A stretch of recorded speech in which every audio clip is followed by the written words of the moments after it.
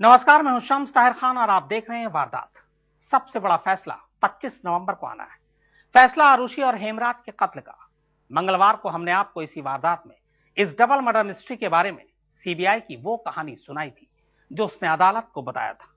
अब बारी है डिफेंस की कहानी की, यानी इस दोहरे कत्ल के आरोपी डॉक्टर राजेश तलवार और नुपुर तलवार के पक्ष की। तो आइए जानते हैं कि आखिर आरुषि के मां बाप क्या वाकई अपनी ही बेटी के कातिल हैं या फिर फरियादी।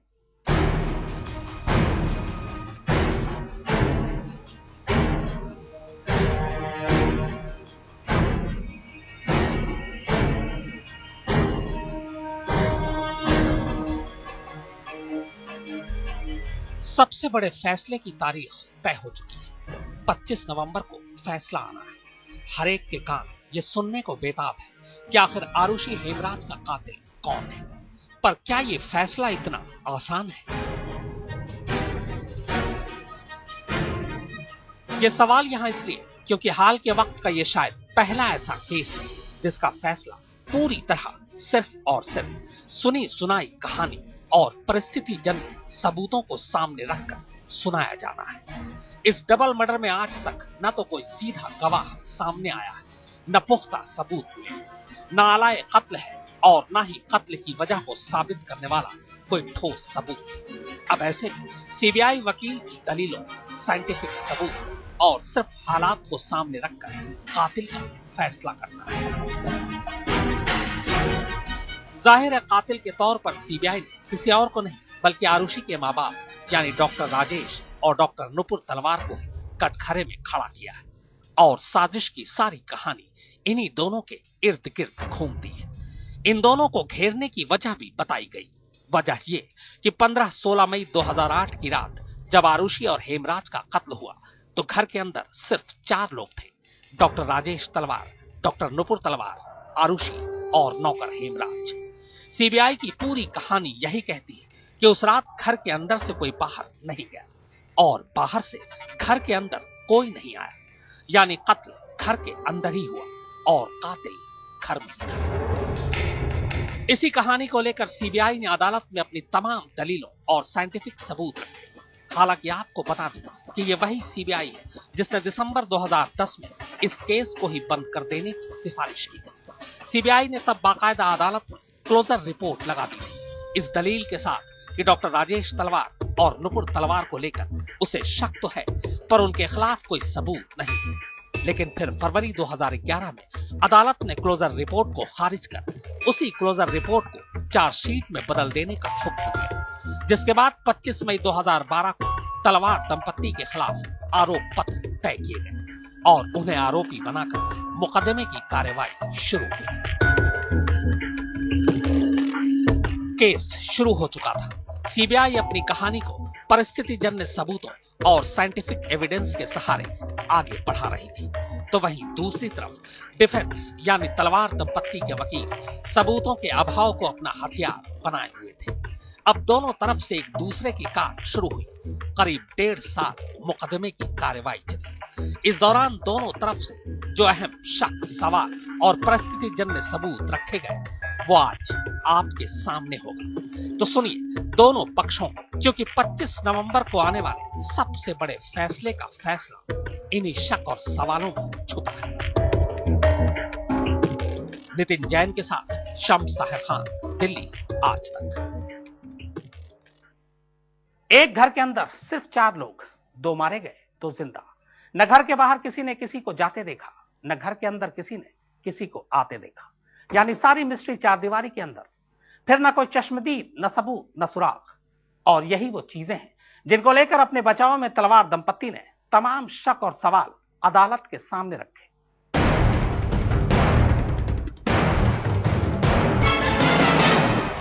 सीबीआई के वकील एक तरफ तलवार दंपत्ति को कातिल ठहरा रहे, वहीं दूसरी तरफ खुद कुछ सवालों को लेकर उलझन में। इन सवालों के जवाब में सीबीआई ने तमाम दलीलें तो अदालत के सामने पेश की, पर सबूत नहीं। इस पूरे केस में सीबीआई की जो सबसे कमजोर कड़ी रही वो ये है। आरुषि के कत्ल का मकसद क्या था? क्या आरुषि और हेमराज का कत्ल एक ही कमरे में हुआ? दोनों कत्ल के लिए किस हथियार का इस्तेमाल हुआ?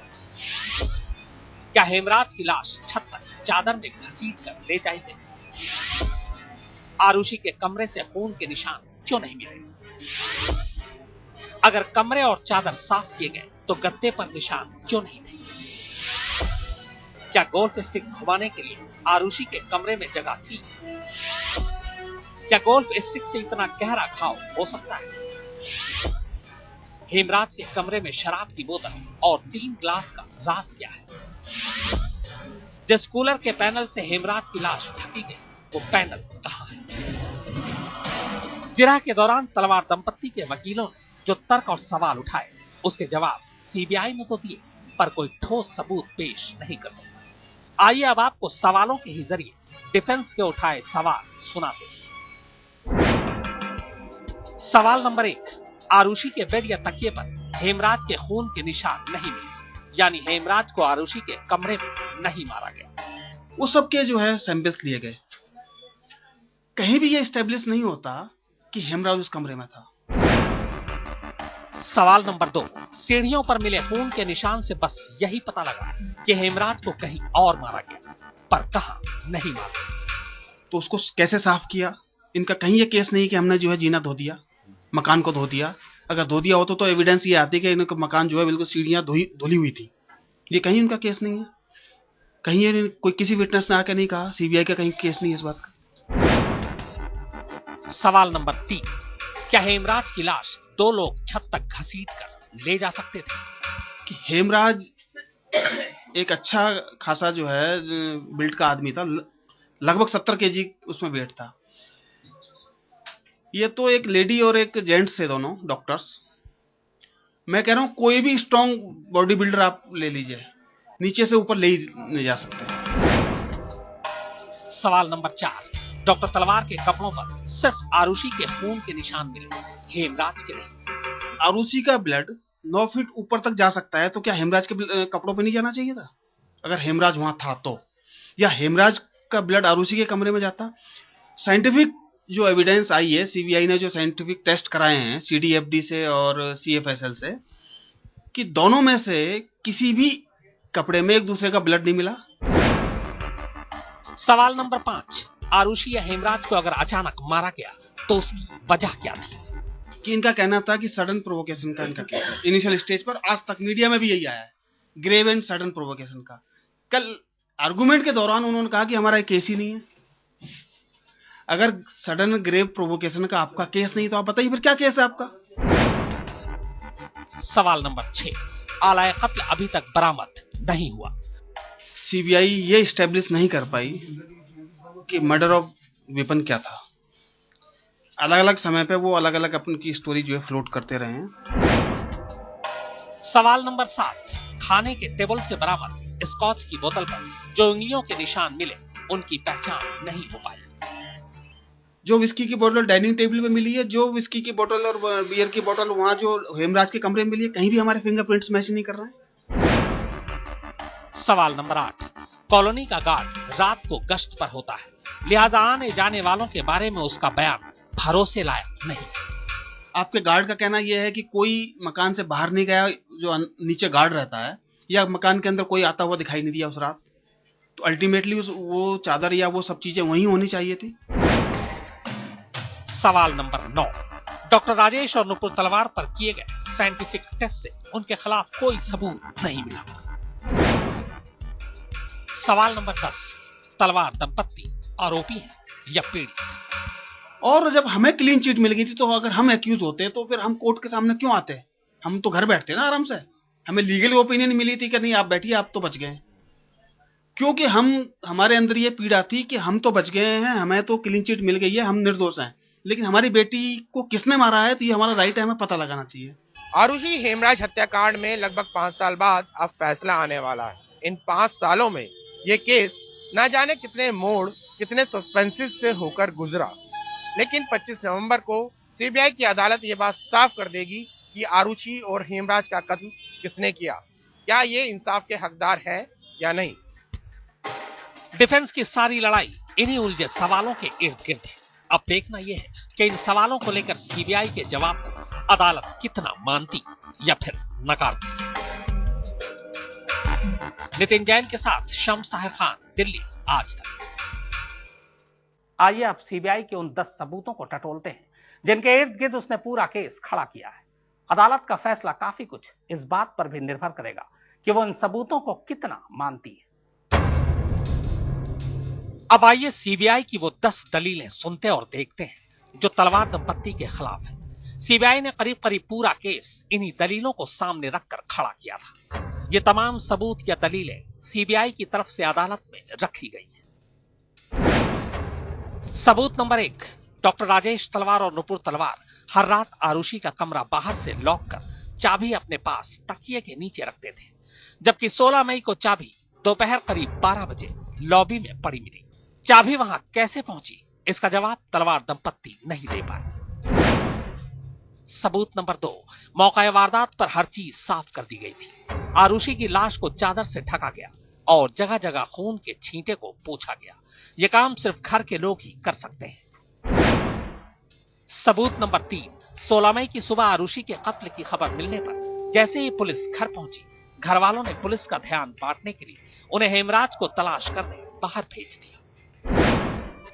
सबूत नंबर 4, छत के दरवाजे और कुंडी पर खून के निशान दिखाए जाने के बाद भी डॉक्टर तलवार ने छत की चाबी देने से इनकार कर दिया।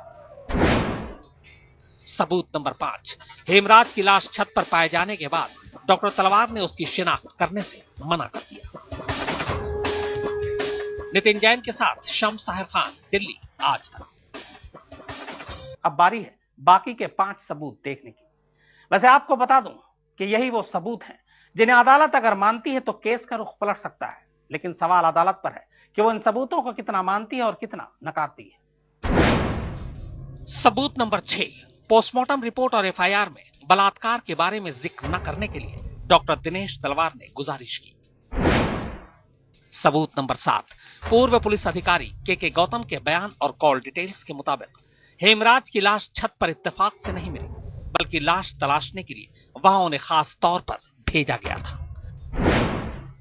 सबूत नंबर 8, गोल्फ स्टिक जिसके बारे में शक था कि कत्ल उसी से किया गया है और जो वारदात के बाद से घर से गायब था, उसके मिलने के बाद भी डॉक्टर तलवार ने साल भर तक किसी को इसकी इत्तला नहीं दी।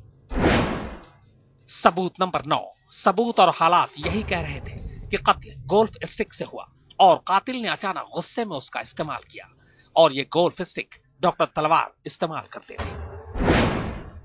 सबूत नंबर 10, पोस्टमार्टम से पहले डॉक्टर राजेश तलवार के भाई डॉक्टर दिनेश तलवार ने अपने एक साथी डॉक्टर सुनील दोहरे से खुद को एम्स के फॉरेंसिक डिपार्टमेंट का हेड डॉक्टर डोगरा बनकर किसी को फोन करने को कहा था। यह साबित करता है कि ऐसा इसलिए किया गया ताकि पोस्टमार्टम रिपोर्ट अपने हिसाब से बनवाई जा सके। अब देखना यही है कि डिफेंस की तरह ही अदालत सीबीआई की इन दलीलों को भी मानती है या फिर नकारती है। नितिन जैन के साथ शम्स ताहिर खान, दिल्ली, आज तक।